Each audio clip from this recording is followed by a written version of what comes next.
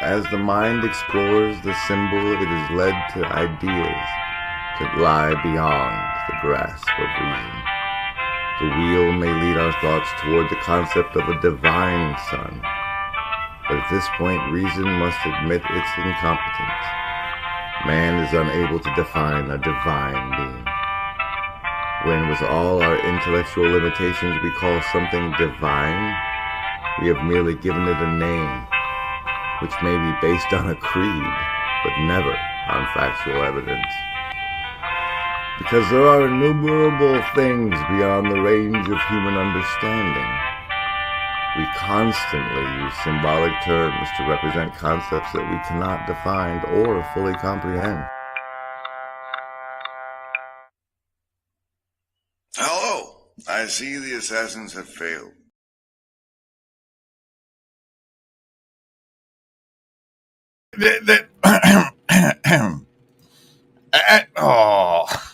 And may they continue to do so. Hello, everybody, and welcome. I am General Griswold Gaius, Grim of the First Law of Progressive Protocol, member of the Sacred Order of Foolish Transparency and the Fraternal Regiment, embodying narcissistic sociopathy. And may they continue to do so. Good to see you, Sad, and Sanjay, and Mikmo, and Neil, and Rascal, and Steven, and Franco, and Tayo, and Ups, and Neutrino, and Jacob, and Ha has changed his name to Hage, perhaps. Perhaps. Hey, toss us a bone, would you, Mikmo?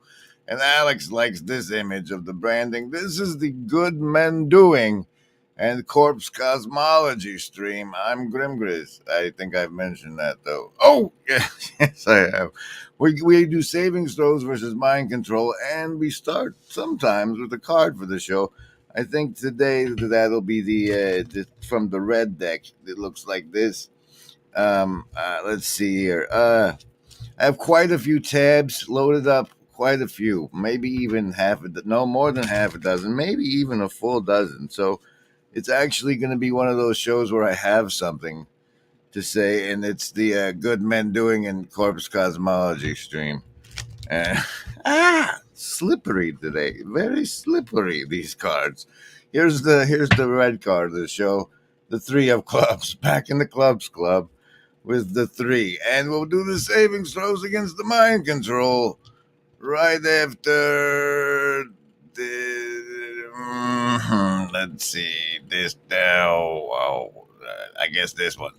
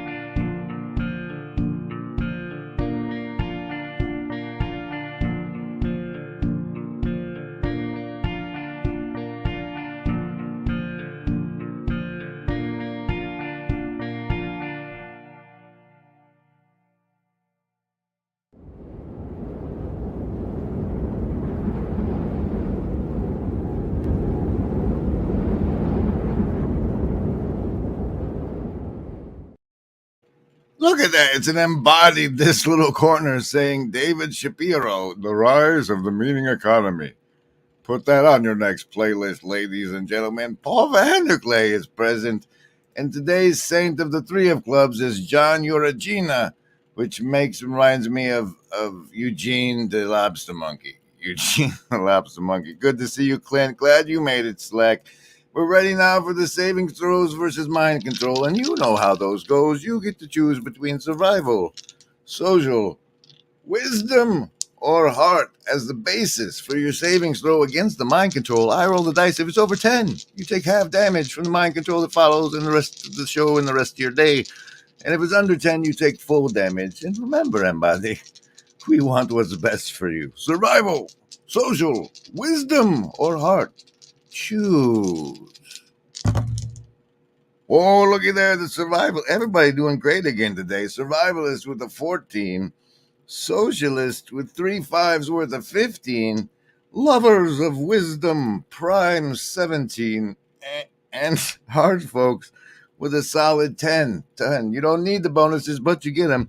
+4 if you emoji tell me I'm muted. +2 if you say so in the Hive Mind chat. +5 if you make a comment on the replay. And now some more. Hey, good to see you, Brad. And some more branding. One more time. Let's. I still got the lullaby loaded. Like Hobo's Lullaby. Go to sleep, you weary hobo. Let the town go drifting by. Listen to the steel rails a-humming. That's a hobo's lullaby. And now up next with the agency card of the show. It's from this deck.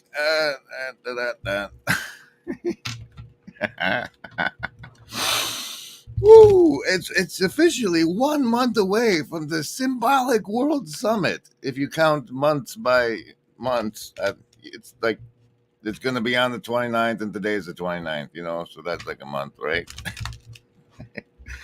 Agency deck card of the show. The King of Hearts. The King of Hearts. I wonder if that's at all related to anything we've just said. and now, starting off the show, we have this appeared in the clip stream, courtesy mostly who credited it with to Christian Baxter, YouTube, Christian Baxter Whitey, and here's that.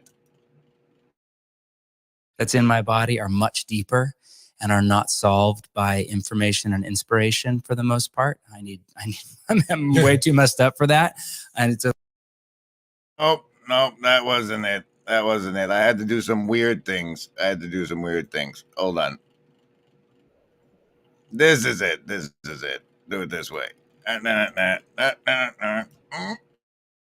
consumer mentality that is the air we breathe. It's like breathing secondhand smoke. I can't help but imbibe the consumerism of our culture. And in a TED Talk, internet-based podcast world, unless if your local preacher is John Tyson or, a couple years, not that long ago, Tim Keller, it's pretty hard to not be a little bit bored. And that's just the hard truth. In a pre-recording era, you weren't used to hearing Spurgeon every week. You would just hear your local preacher. Mm-hmm. And now we're used to Netflix and Hulu and podcasting the best preachers in the world. And that makes it a little harder to sit still for 45 minutes and listen to a good local pastor, but who's not that. And I was reminded of that clip when I saw Gavin's drop this morning. Right here. And then there's like a break and there's these bigger waves. And about halfway there, I'm like, small talk. He really hasn't given me any instructions. So I'm kind of like trying to get there. And I'm like, asking him all these questions, about how long have you been an instructor? He's like, bro, I've never done this before. This is my first day. It's true. He goes, they hit me on WhatsApp. I don't even know these guys. Like, I had never done this. I'm like, dear Lord. I'm like, honest to God, this is the honest truth. I'm like, what would Pastor Chris think right now? Like, this is not good. I have a call of God on my life. What am I doing out here? And then he goes, and I don't even know why we chose this beach. I mean, there's sharks everywhere out here. I mean, this is like alarm bell number 5. So now we're like 150, 200 yards out in the ocean, and I'm paddling right there, and I'm tired. So Blaze kind of does his Blaze thing. He kind of floats off, and I don't see him for a minute. And when out of nowhere, like the sun is still kind of rising, Blaze catches a wave, and he comes surfing past me, looking like he's like the perfect surfer. He's like, "Hey, bro, what are you waiting for?" It's so good to see Gavin smile and laugh. That's nice of you to upload that, Gavin. And now for the Blue Church card of the show. Coming up next is this one. Oh wow, look at that. We got 2 threes of clubs today. I guess Saint Eugene or whatever is really rocking it hard. Have some cats.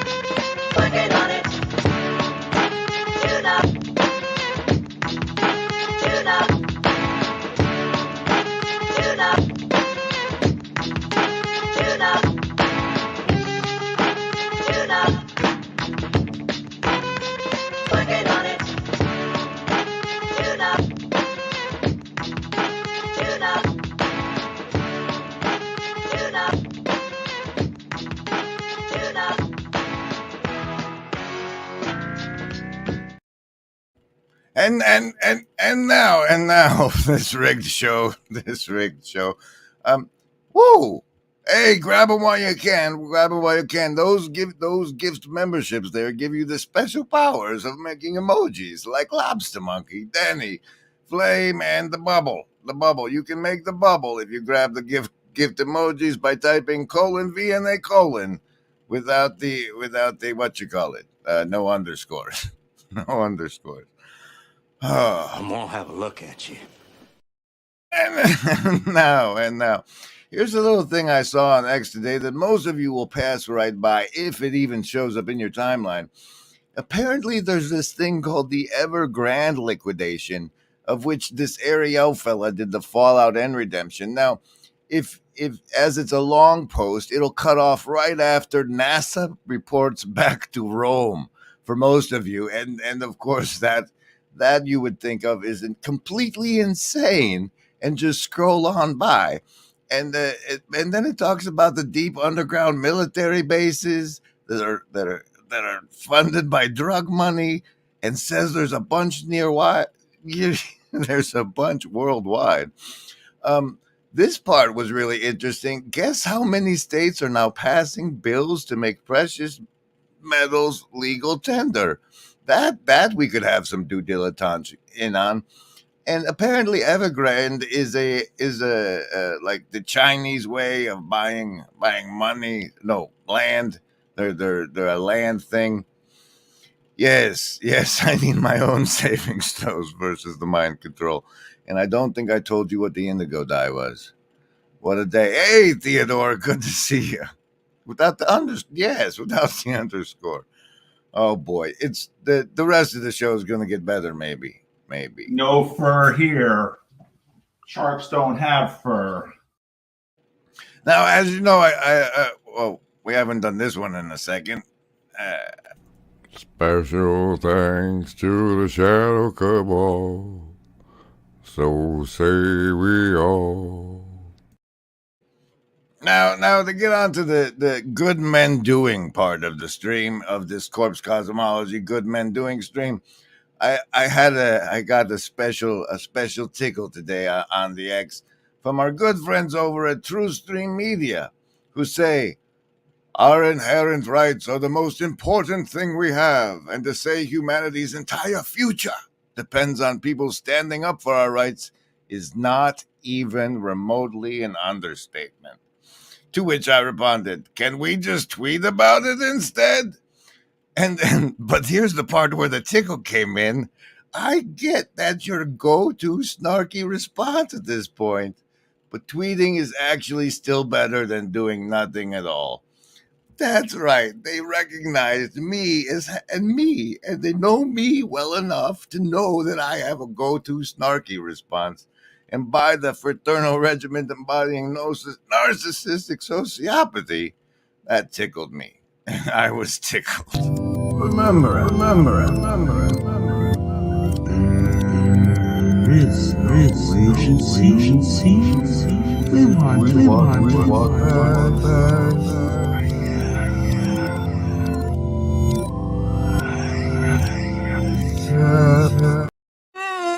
And now we're gonna get to the fun stuff right after this one. Remember it. There is no agency. We want what's best.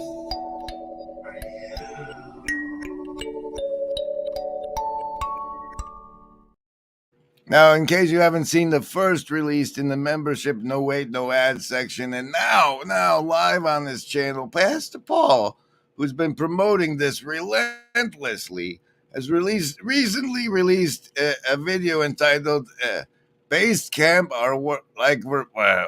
Base Camp and Verveke are working on the meaning crisis with tools like Peugeot." Myth laundering, which was really the best part of the title, and even though it's got Verveke in the front, he didn't play anything from Verveke in the video, so I give you this instead. The shamans have a very interesting kind of experience. They go through this transformation. They often experience what's called soul flight, as if they've gone to another world and they're flying through it. This is the origin. I mean, think of how we've come to this. But this is the origin of getting high. And the shaman does this. The shaman experiences themselves as if they're flying above the world.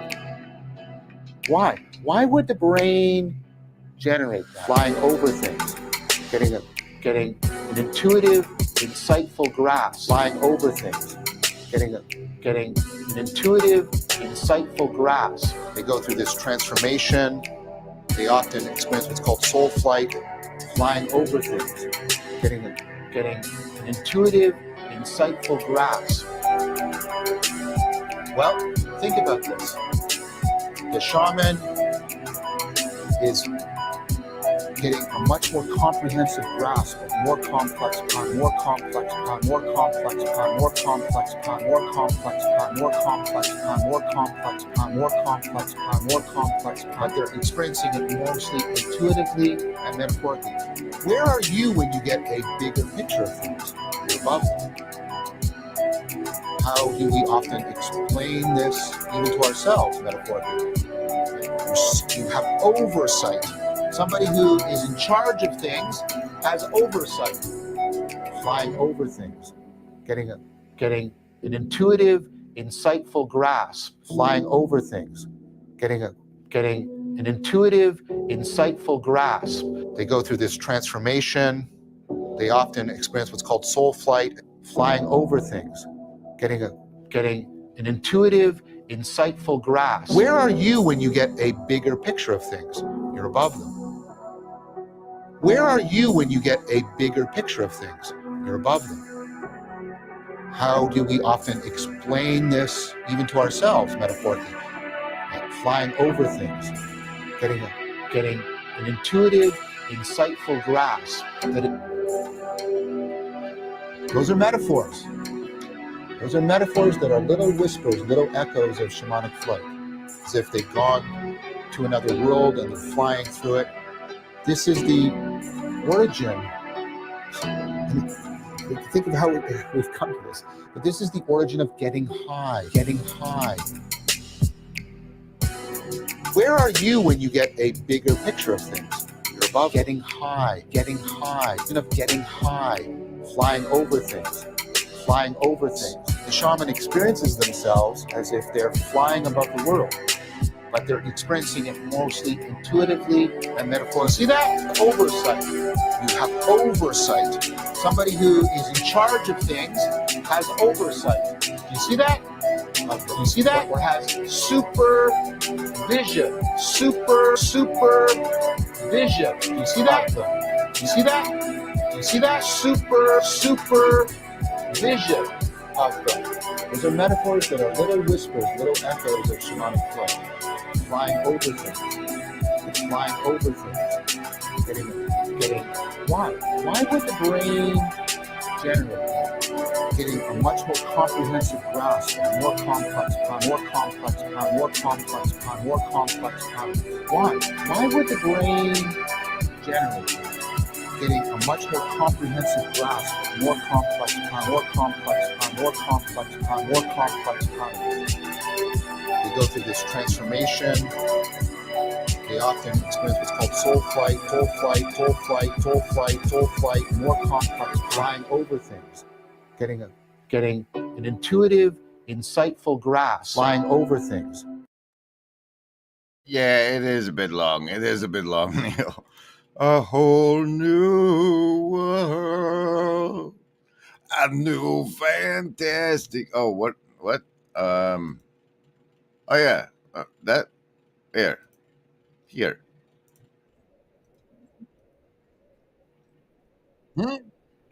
Oh, the reason hand washing is in this tradition, even though nobody knew it, was it because it gave them an adaptive advantage over communities that didn't wash hands, and the reason was germs. Now that's there. It's not the case that there's nothing to that argument, but if you pause for a moment to reflect the fact that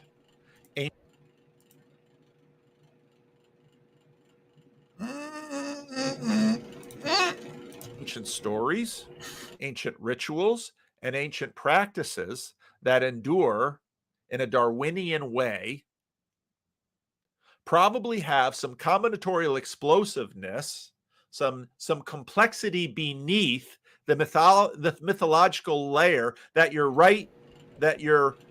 left brainedness, your embassy brain. Your what? That your left brainedness, your embassy brain. Now, see, I noticed he said embassy instead of emissary quite a bit there, and I think there might be something to that. So, embassy, we can see here is a body of diplomatic representatives, specifically one headed by the ambassador, perhaps of your consciousness Congress, perhaps of your compass. Embassy. And then what? And then we move on to the cosmology part. But let's check in what the ambassador is real quick, Miriam.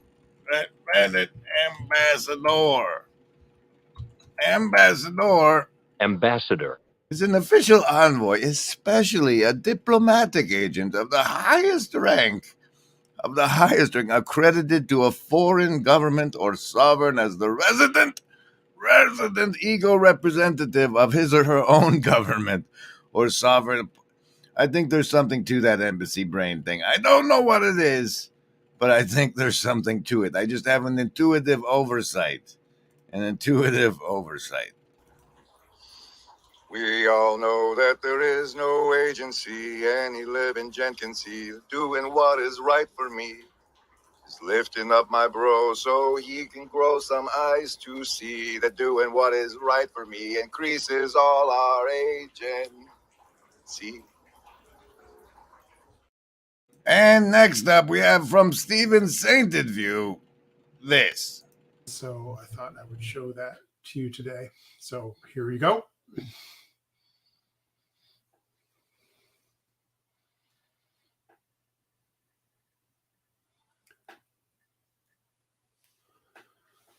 So here is the icon on the left. Now, if you notice, they all have these round things over their head that he refers to as halos. But when I was looking at this here image, and the round things around their head. I thought they looked kind of like lanterns. Lanterns in the darkness. Lanterns in the darkness.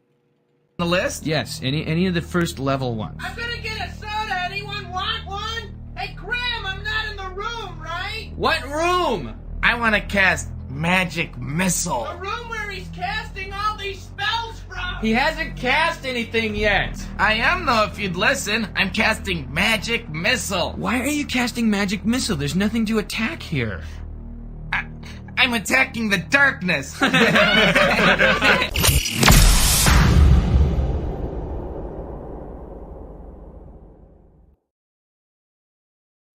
And in case you missed it, this Saturday over on Grail Country, I attacked the darkness by reciting a poem I'm going to share with you now. The link is in the thing for the whole thing, but here's the important part.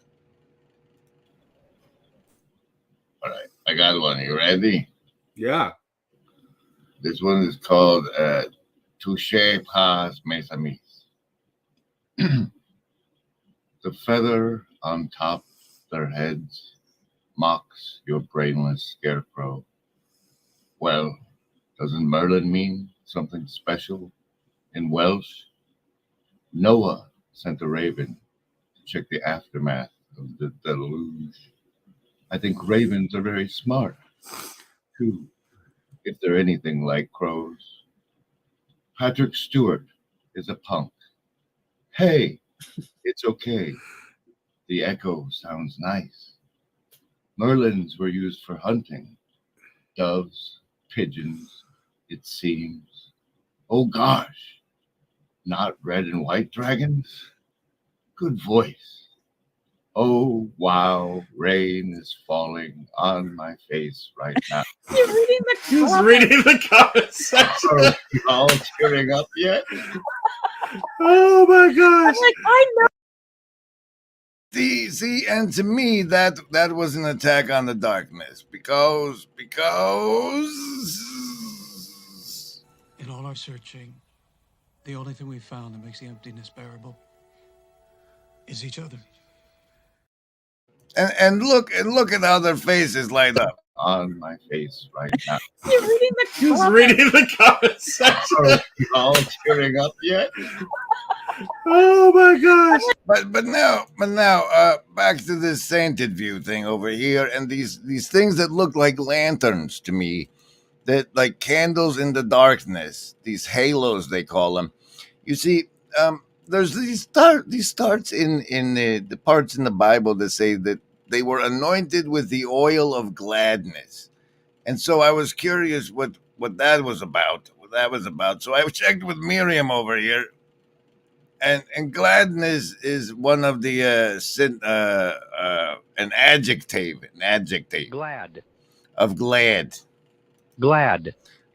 Experiencing pleasure, joy, or delight, made happy, or very willing. Very willing. That was an interesting take. Made pleased, satisfied, or grateful. And I'm grateful for all of you and those of you who support us via the what you call it, the fancy pants Ko-fi thing, and then the other, you know. Special thanks to the Shadow Cabal.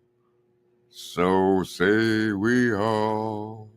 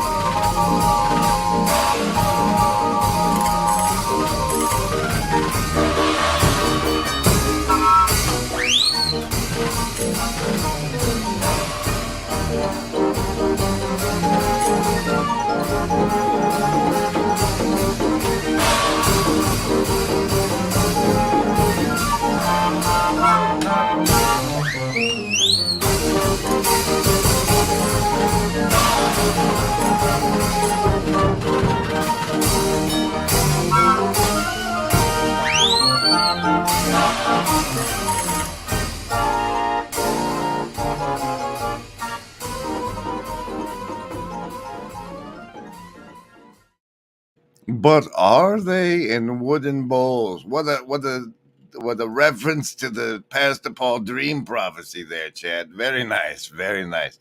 It's been a minute. It's been a minute since we've done our fancy word of the day, secret message decoding. So let's see what the words are for that. Emote. Emote. To express emotion in a very dramatic or obvious way. Whoa, whoa. Ne plus ultra. That's not even a word, Miriam. Ne plus ultra. It's like a phrase, but it refers to the highest point in development or success that something may achieve. A synonym of acme. What do you know? A synonym of acme. Ne plus ultra. And whoa, Docile. Docile. Oh my goodness. Lexicographer. The editor of a dictionary. Holy smokes. Vivacious. All right, so the secret message is clearly that the Vivacious. Lexicographer. Oh gosh. Found that Ne plus ultra. was a Docile. Emote. That's right. That's right. The what was it? Oh my goodness, this was insane. The vivacious lexicographer found that docile was the ne plus ultra emote, or something. Oh goodness. Let's get creepy. The chase is on. Excitement is at a whole new level when the puppets start chasing you. Stay on your toes, because if they catch you, you might just become one of them forever. Frozen in puppet glory, living an eternal life of strings and wooden whimsy.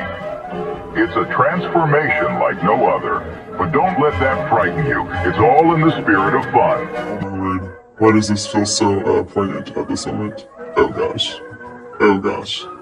I love the fact that they've put this all framed around somebody watching TV.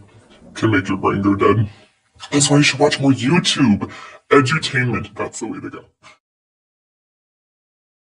Welcome back, everybody. This is the Good Men Doing and Corpse Cosmology stream, and I don't think I adequately hit on the Good Men Doing part.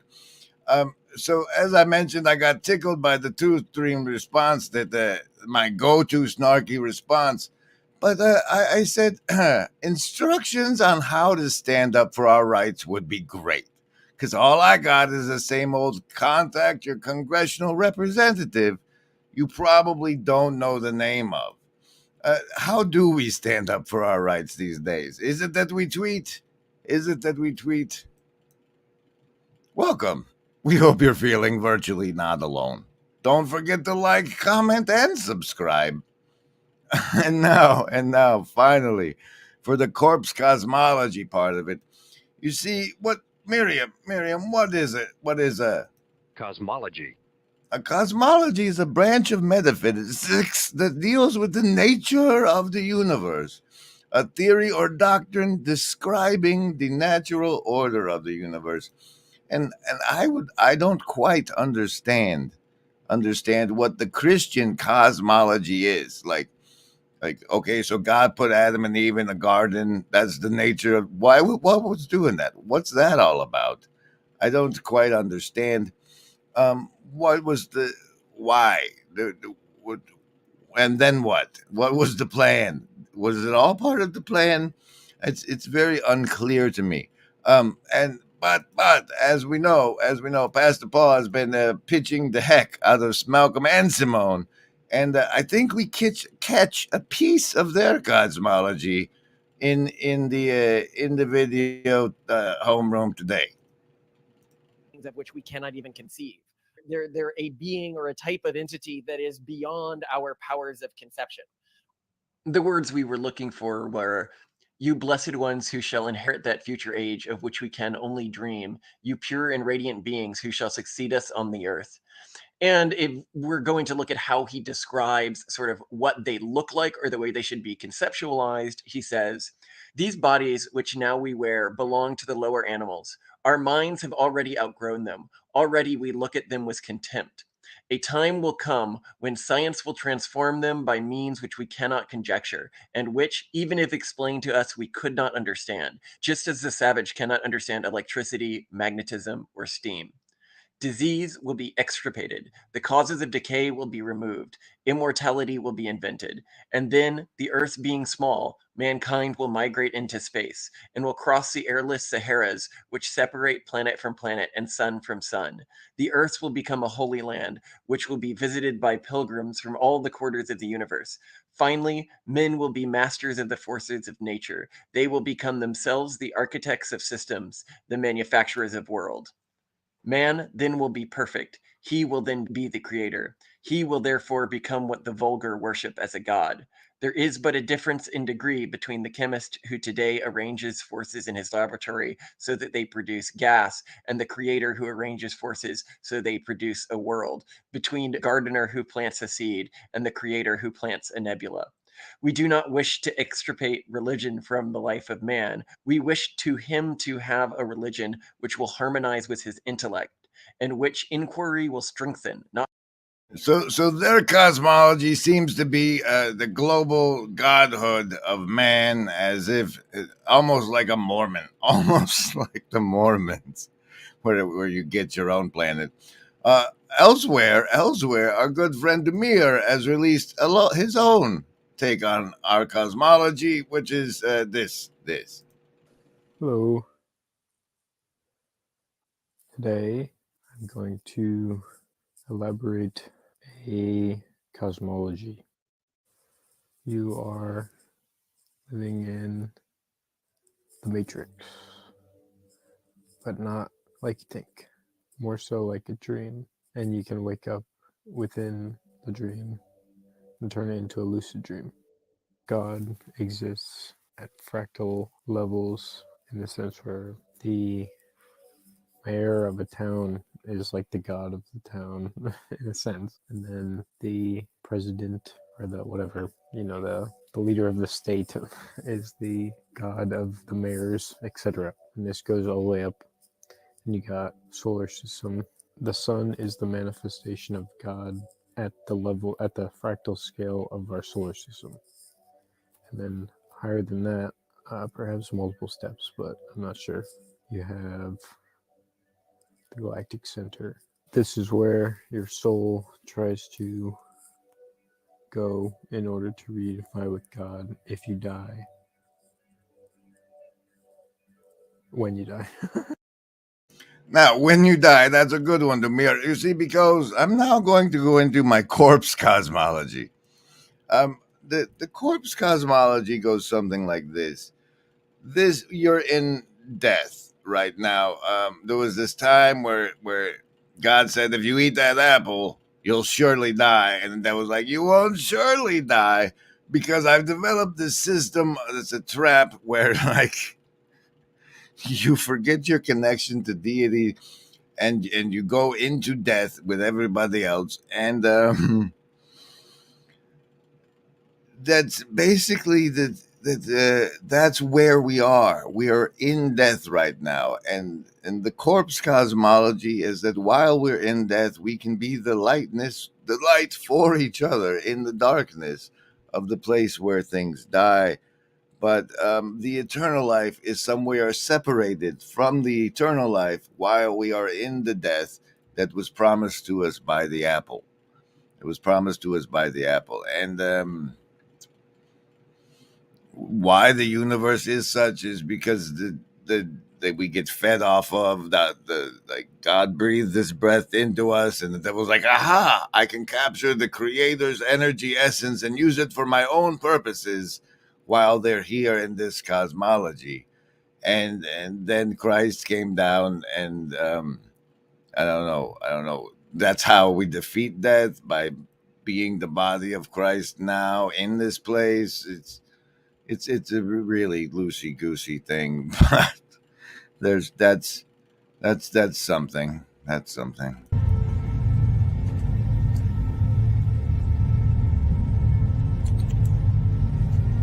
I believe that if everyone sees what just a few people become when they wholly embrace their gifts, others will awaken. And while none of this made any sense to me and made much more sense before I started the stream, we have made our way through all of the tabs. And meanwhile, meanwhile, chop wood, carry water, and shovel snow.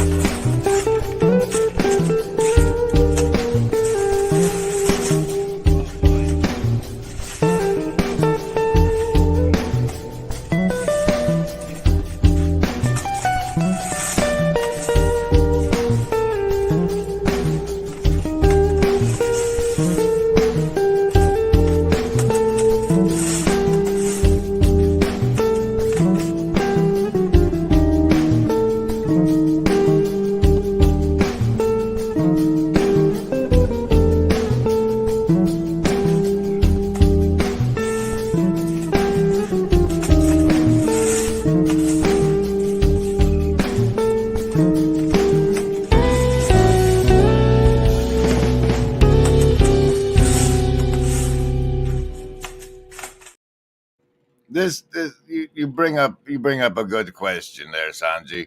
Good men doing refers to what then? And that also that part of why I set up this particular image is sort of this memento mori thing. This remember that you're dead already, as as Milan illustrated here. Your life and death has already happened. Your memory is just moving through it slowly like molasses. And Jesus has this line that says, "Be not afraid."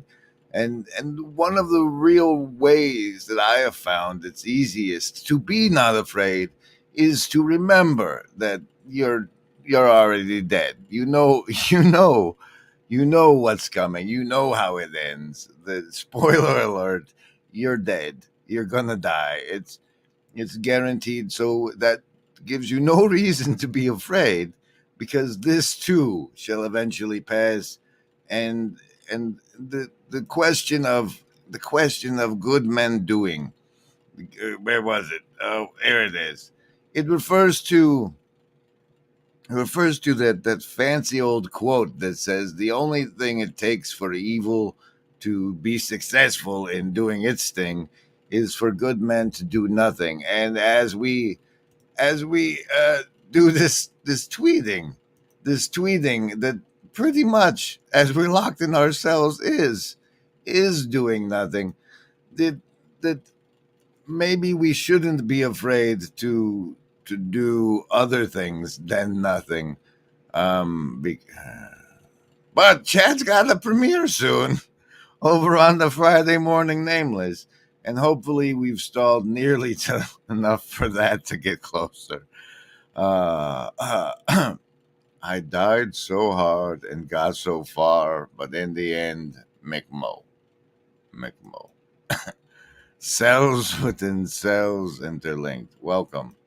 All right, that's the stream for today, everybody. Thanks for making me feel virtually not alone, and reminding me that I should probably, not just trust that these things are going to make sense, but try and make sense of them. And then, anyway, let's take the train over onto Chad's channel.